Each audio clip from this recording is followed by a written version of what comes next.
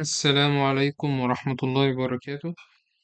النهاردة هنتكلم في موضوع جديد ومتميز بيه برنامج الريفت، وهو الحصر schedules and quantities. بيوفر وقت خصوصا لو كنت بتحصر بالكاد وشتات الإكسل. أول حاجة إزاي بروح على السكادولز؟ بروح من على قائمة تاب، هلاقي فيه schedule and quantities، وفي ممكن ألاقي material take offs والكي schedules والحاجات اللي هي بتاعت النوت بلوك. السكادول اند كوانتيتيز بحصر بيها البيمز والكولومز والوولز والفلورز.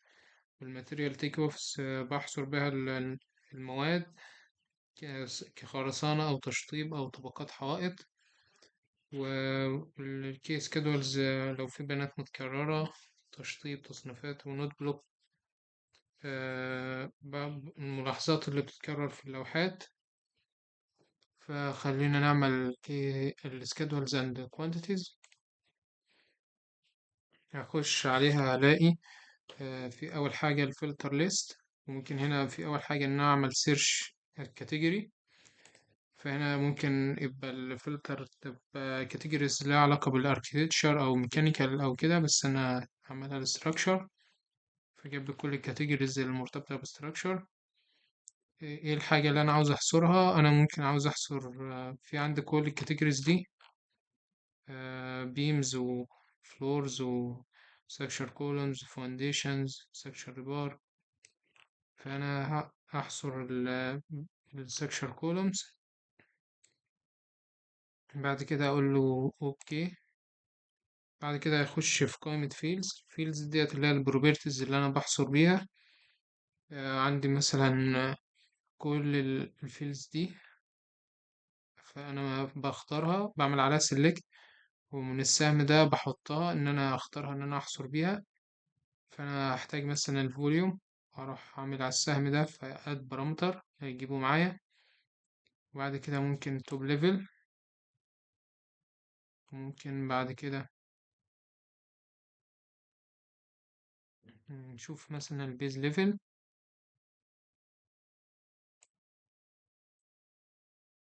ممكن كاون. ممكن احنا قلنا الفوليوم جبناه. ممكن في حاجة تاني structure material ممكن محتاجهاش. وفي برضو family family name family and type. فين family and type؟ عشان يجيب لي اسم العمود.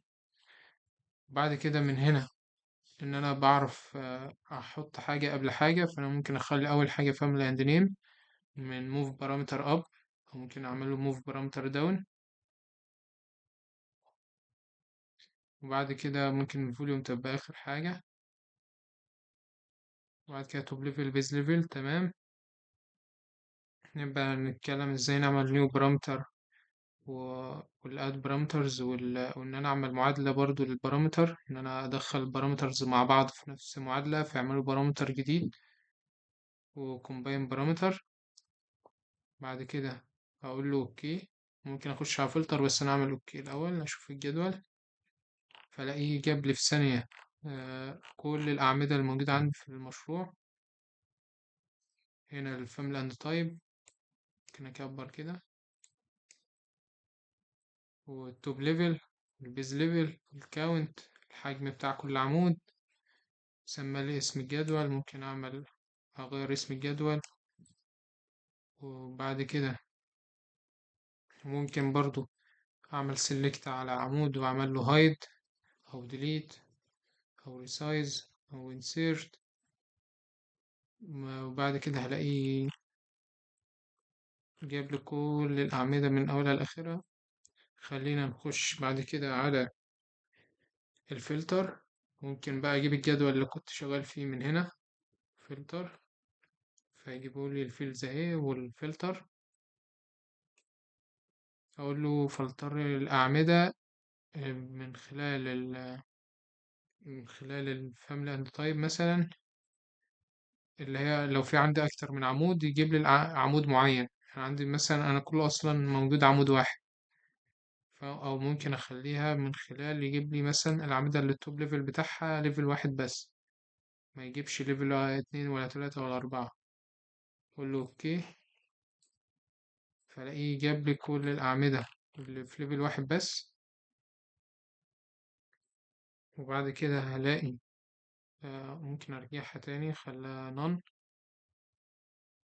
وبعد كده أروح على sorting and grouping، فأقول له sort by الأعمدة اللي تبقى بالتوب ليفل، عملها لي ترتيب تصاعدي، فيروح جايب لي ليفل واحد.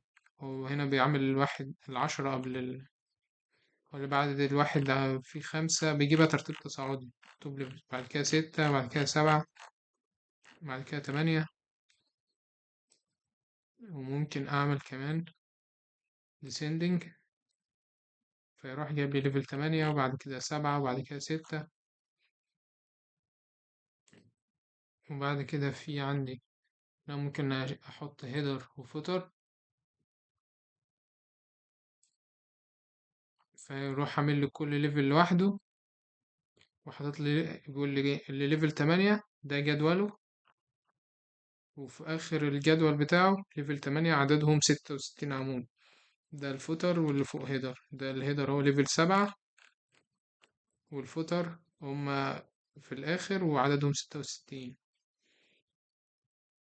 بعد كده في كمان إن أنا ممكن أعمل بلانك لاين، فيعمل خط فاصل بين كل جدول، فهي يعمل لي خط فاصل بين كل جدول والتاني. وبعد كده ممكن أقول له جراند توتال من هنا، أقول له في تايتل وكاونت اند توتالز، كاونت اند توتال توتالز اونلي، فبيجمع لي كل المشروع.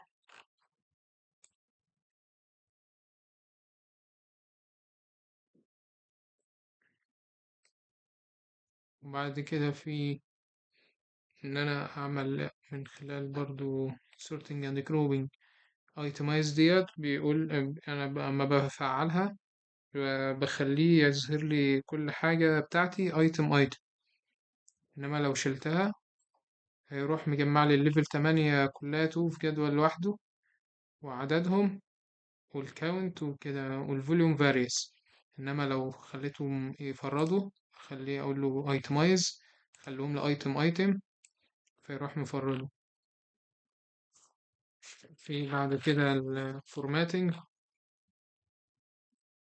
إن أنا بعمل مثلا لو أنا عاوز أجمع الفوليوم، فأقول له هو هنا no calculation، لا أقول له أنا عاوز أجمع calculate totals. في هنا calculate minimum maximum، أنا عاوزه calculate totals، أقول له أوكي.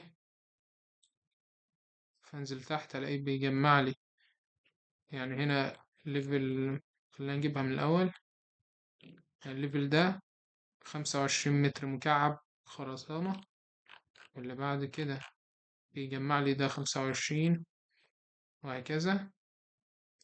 وفي الآخر بيروح مجمع كل الأدوار مع بعض، يقول لي ده الحجم الكلي. بس كده أظن الموضوع سهل، والسلام عليكم ورحمة الله وبركاته.